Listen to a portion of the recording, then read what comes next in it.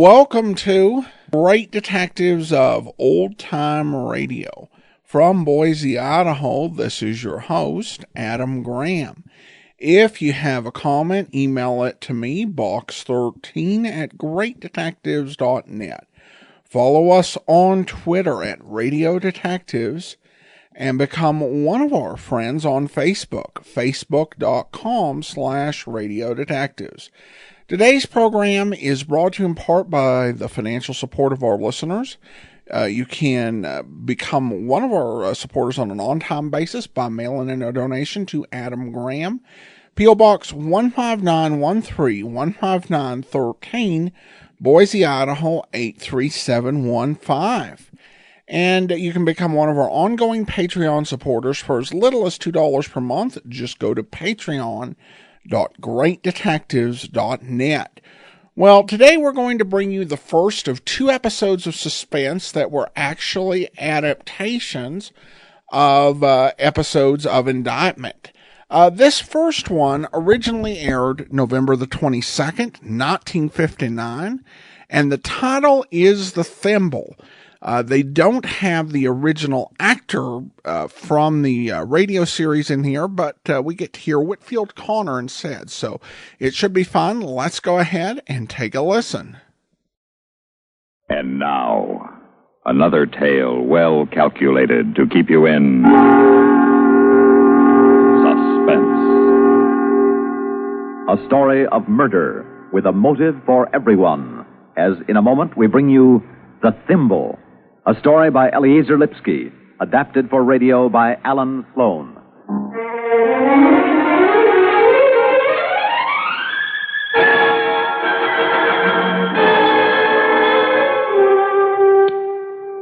Yes, Miss Brady? Mr. Morgan? Yes. Miss Dennis O'Neill to see you. Did you ask Miss O'Neill to wait a few minutes? No, better yet, have her come back after lunch. Detective Russell and I are busy. Yes, sir. Dennis O'Neill. Now, where have I heard that name before, Joe? Morning paper. Daughter of the house painter who died yesterday. Oh, yeah, that's right. Heart attack, wasn't it? Yep. Where were we? Well, we were... Please wait outside. I'm sorry, Mr. Morgan. This young lady just forced her way in. The district attorney. It's all right, Miss Brady. It's Assistant DA, Miss O'Neill, and I'm he. Well, as long as you're in, won't you sit down? No, please. There's no time. You must hurry. Who's this man? Detective Joe Russell. Detectives, police. Won't somebody do something? They're going to bury her in 2 hours. Bury who, Miss O'Neill? Bury my mother. If the funeral's in 2 hours, shouldn't you be... No. You must listen to me. They wouldn't listen to me at the police station. They wouldn't listen to me at headquarters. You must listen to me. What is it you want to tell me, Miss O'Neill? My mother was murdered. She was poisoned. Why do you say that, Miss? Because my mother's heart was as strong as yours. She was murdered. And he signed the death certificate himself, and when I demanded an autopsy, he refused. Who is he? Oh, don't you know? Everybody knows. Everybody in the world knows they were more than doctor and patient. Everybody knows. Doctor who, Miss O'Neill? Dr. Charles Cypress. Yes, I've heard of Dr. Cypress. Isn't he a reputable doctor? Oh, yes, he's reputable. But he poisoned my mother.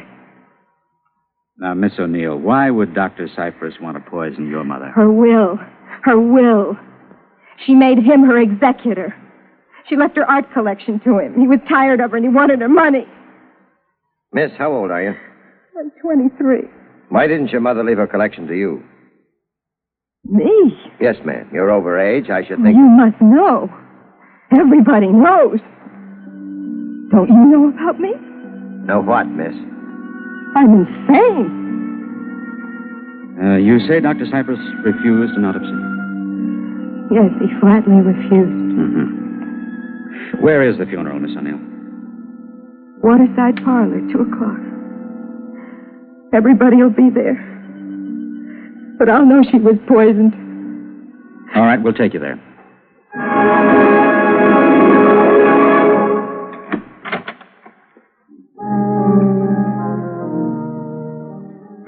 Venushka, where have you been? We've been searching and looking. Yeah, they don't believe me. And these gentlemen, who are these gentlemen? I'm Charles Morgan, Assistant District Attorney. This is Detective Joe Russell. Venice, baby darling, go sit with the others. Let Uncle Mitya talk to them. It's terrible. terrible. She's breaking my heart. Are you her uncle? No. Everybody calls Mitya Obliensky Uncle Mitya. Obliensky Galleries, 57th Street. Poor Thimble was to have her finest exhibit tomorrow. Instead, her funeral today. Did the girl tell you her mother was poisoned? Of course. Oh, hysteria, despair, wildness. It's impossible. I was there. It was in my gallery, before my very own eyes. Why do you say impossible? We were all there. How could such a thing happen? I was there, Venice was there, Mrs. Cypress was there, and all of a sudden, oh, it hurts. The hand to the chest, the smile to the lips, then gone. Right there. And Dr. Cypress? There, I tell you, right there. Is the doctor here now? Everybody is here. Why? I'd like to speak to him. Oh, of course. I'll bring him. I'll get him. You want a motive? Obolensky has one. Oh, how so? Guy handled the artist's stuff. Like stamps and collectors. Fewer of an issue of stamps, the more value. Fewer of a painter's work, ditto. No more O'Neill, no more O'Neills. Joe, you're a ghoul. Dr. Cypress? Yes. Mr. Morgan, I believe? That's right. Few questions, sir. Oh, by all means. What did Mrs. O'Neill die of, Dr. Cypress? What was the cause of death? Why, heart disease, of course. Thrombosis. How did you know? Well, it was perfectly clear. She had coronary arteriosclerosis for years. If you come to my office, Mr. Morgan, I'll show you Mrs. O'Neill's electrocardiograms for the last 15 years. Oh, as a matter of fact, you may have already seen some of my work. Oh, where, sir? Monographs on police medicine, methods of post-mortem diagnosis in heart conditions. I see. Tell me, Dr. Cypress, Miss O'Neill, Mr. Oblensky, you and your wife were all present when the attack occurred? That is correct. You see that elderly woman over there? I was wondering about her. She picked a fine time to knit at a funeral service. Well, my wife always knits, or sews, or darns. The first day I met her on duty as a nurse in Edinburgh, she was sewing. And I've never seen her without a bit of work in her hands. Well, I'd like to speak to her later. I'd also like to accept your offer, Doctor. Sir? I want to see those electrocardiograms. Oh, yes, of course. It's very kind of you to be doing this for Venice. Makes her feel much better. Now, if you'll excuse me, I'd like to see if I can persuade her to take a sedative. Well, what do you think, Joe? Was there a murder? I don't think so. While you were chatting with Uncle Obolensky, I talked with Venice some more. Found out her mother had nothing to eat that whole day but black coffee, for which they sent out. Yeah, rules out poison. So? Just the same, Joe, I want to talk to the undertaker. Tell him to stop the burial. What? The girl is entitled to an autopsy. The doctor was too anxious to make a case for the heart condition and his own reputability as a specialist. I want a post-mortem before tomorrow morning. Now, where's the telephone?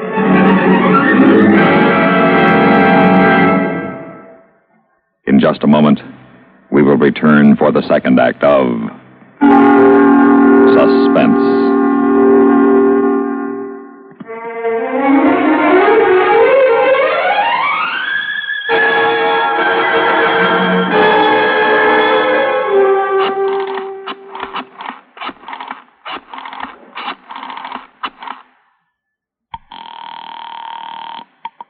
Hello.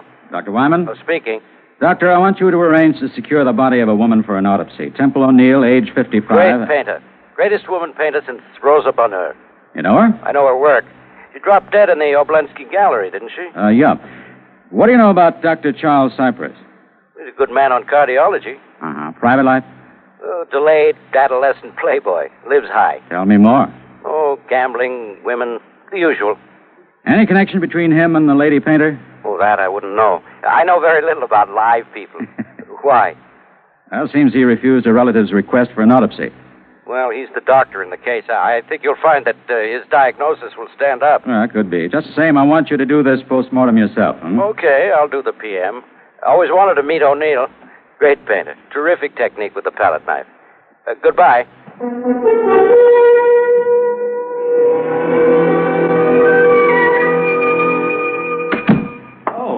Mr. McCormick, I see you've come to see the child. Yes, Doctor. Yes, I have. All right, fine. Mr. Morgan, this is my wife, Mrs. Cypress. How do you do?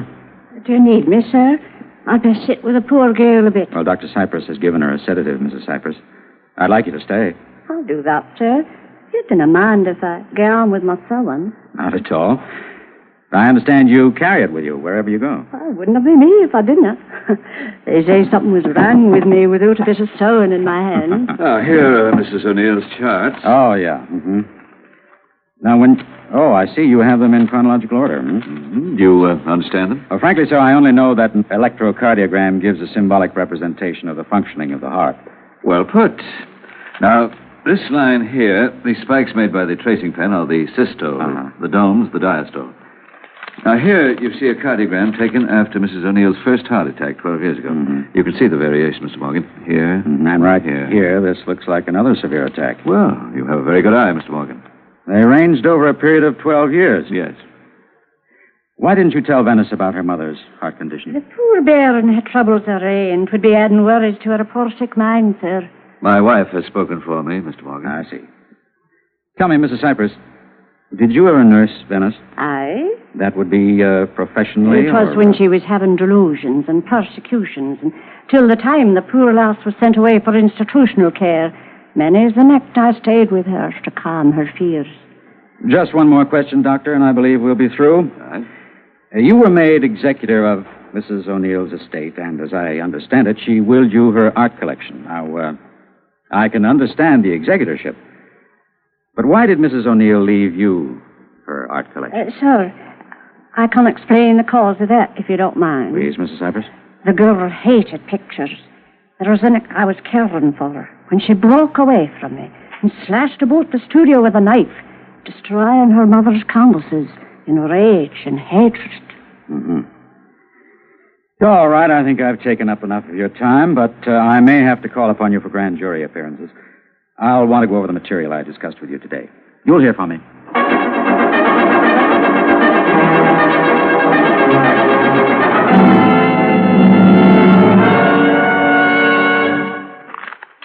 Seen the papers? Don't tell me. Let me guess. D.A. Halt's funeral, foul play feared. Artist's funeral is called off by district attorney. Autopsy ordered in mystery death. Okay, Joe, you made your point. What are you going to do? Well, grand jury sits at 3. I'm going to have all the witnesses in here one by one before we go in. And you and I are going to go over their stories right up to the last minute. Because if Dr. Weinman doesn't come up with something, we're liable to end up with nothing.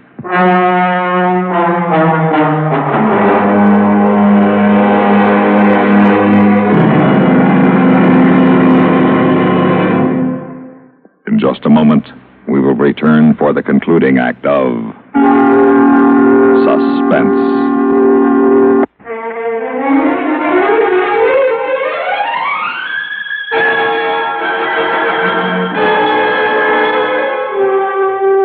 Everybody outside, Joe? Except Dr. Weinman. He said he'd be a little late. How come? I was telling him about the job you made me do calling off the ceremonies. I was telling him how Mrs. Cypress went right on sewing, and he jumped like he'd been shot. Did you say anything? Just mumbled. Yeah. All right, we'll stall till he gets here. Look, I'll tell you what. Let's talk to Uncle Mitya Oblensky. I want to get the time element of this straight. Sure. Mr. Mitya Oblensky. Yes, Mr. Morgan. What is it, Mr. Morgan? Mr. Oblensky, I merely want to clarify one item. The time. Checking your statements, I find that you are the only person who was certain of the exact time Mrs. O'Neill put her hand to her chest and said that... Oh, it hurts. Yeah. And then so little a smile, then gone. How I know it is 7 minutes to 11? Yeah, that's what I want to know. Very simple. We are hanging portrait of a girl in blue. Yeah, go on. No, wait. Who's we? The doctor is on the ladder. He holds actually the picture. On the floor, myself, standing to one side. Next to me, Venice. Right in front of the picture, Thimble O'Neill. Next to her, Mrs. Cypress. What was she there for? With her needle and thread, perhaps a hanging has to be moved, a stitch here, a stitch there. Yeah, that's what she said. Go on. In fact, not just 5 minutes before, she has sewed a tear in some velvet surrounding a little obstruction. Very handy to have around, a needlewoman, no? Yeah, the time, Mr. Oblensky. How do you know the time? Very simple. When Mrs. Cypress dropped her thimble... Yeah, go on. Well, just as we get the blue girl properly hung, she drops the thimble. I get on my knees to pick it up from under the table. I look across the room as I come out from the table under, And I look at the clock. 7 minutes to 11. And at that moment, Mrs. O'Neill died. Precisely. As I'm going on my hands and knees after the Thimble, she is stricken. Okay, thank you. Please wait outside with the others. Mr. Morgan, Doc Wyman's here. The grand jury's ready. Look, ask him for a few more minutes' grace, huh?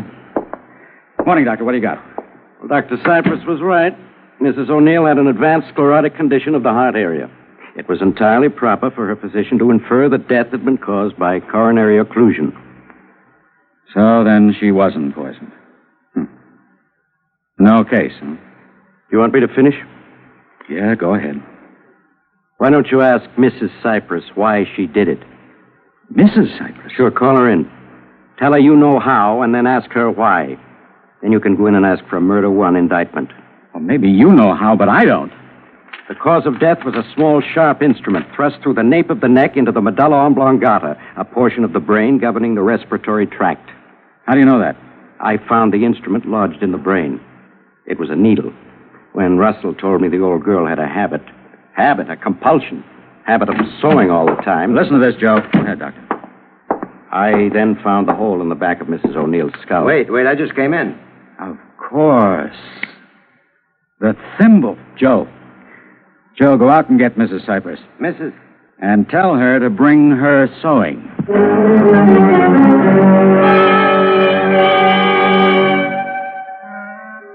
Mrs. Cypress, you sewed some black velvet, didn't you? Oh, yes, sir. Frame in the picture, yes? Uh-huh. And velvet is soft. Very soft, sir. Would you need a thimble for that? No, sir. But you would need a thimble to force a heavy darning needle through human flesh. And as a nurse, you would know the medulla oblongata was one place such a thrust could cause instant death.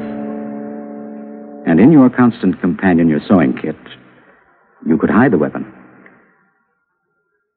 Come on, Mrs. Cypress. The grand jury is waiting. I'd like to have your story. You cannot prove it, sir. Oh, Mrs. Cypress, I think you know better than that. I strongly doubt you can prove it. Nothing would be simpler. You can read this autopsy report for yourself at the bottom of the page. The needle was found by Dr. Weinman in the medulla. Death was instantaneous. Now, the needle could have been thrust into her brain only by the person standing next to her. There were 4 persons in the room. Only one had a thimble. All right, Mrs. Cypress. What do you want to do? Sir, what would you do if you saw the man you married on the other side change before your eyes and grow too great for his old love? What would you do when the poor Fay Lassie blurted out the story of her own mother's affairs with your own husband? What would you do if you knew the one who stole him away from you had a condition of the heart, and your own husband, being a physician, there was a likelihood of death being ascribed to that ailment and passing without notice, what with the death certificate and all? And you had the means of taking him back from her forever and keeping him once you told him the truth and her buried and forgotten. What would you do, Mr. Morgan? I wouldn't murder her, Mrs. Cypress. Well, I did. All right, Mrs. Cypress. Let's go into the grand jury. Oh, Mr. Morgan, will you not wait till the doctor brings back my sewing kit? I'm lost without it. I'm afraid we're going to have to keep you away from needles. For a long time, ma'am. A very long time.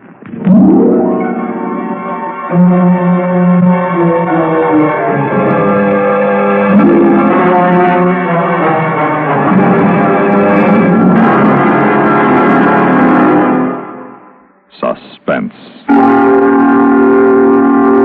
You've been listening to The Thimble, a story by Eliezer Lipsky, written for Suspense by Alan Sloan. In a moment, the names of our players and a word about next week's story of Suspense.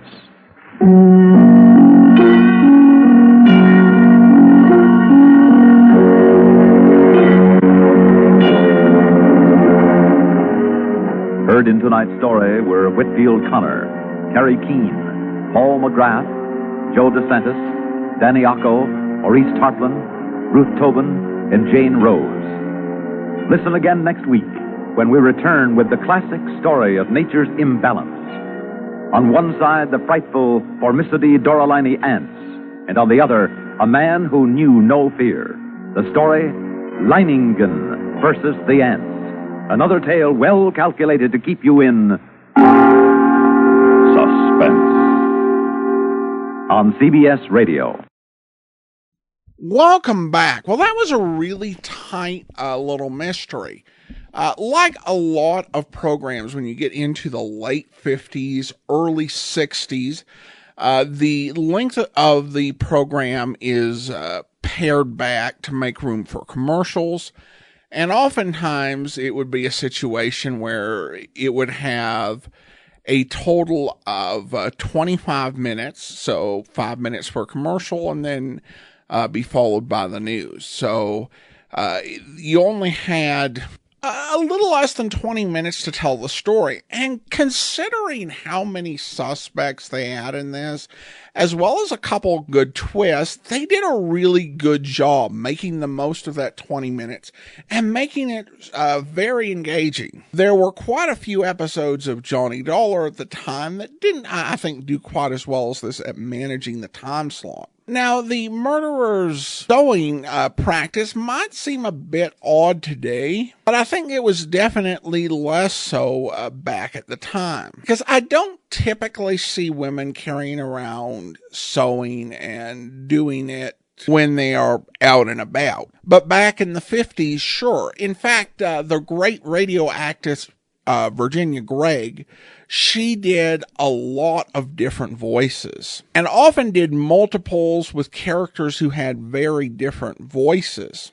And when she had finished doing one part, she would actually, while the other actors were doing their thing, she would be working on some sewing. And then when her cue came, she would be up at the mic and continuing on in her other part. So while the extent of this lady's sewing was a bit unusual, it certainly wasn't unheard of at the time. Well, I do want to go ahead and thank our Patreon supporter of the day. And I want to thank Jenna and Christopher, Patreon supporters since April, currently supporting us at the Detective Sergeant level of $7.14 or more per month. Thank you so much for your support. And that will do it for today. Join us back here on Monday for Crime Photographer, and then we'll be back next Saturday with another episode of Suspense based on an indictment script. In the meantime, send your comments to box13@greatdetectives.net. Follow us on Twitter at Radio Detectives, and become one of our friends on Facebook, facebook.com/Radio Detectives. From Boise, Idaho, this is your host, Adam Graham, signing off.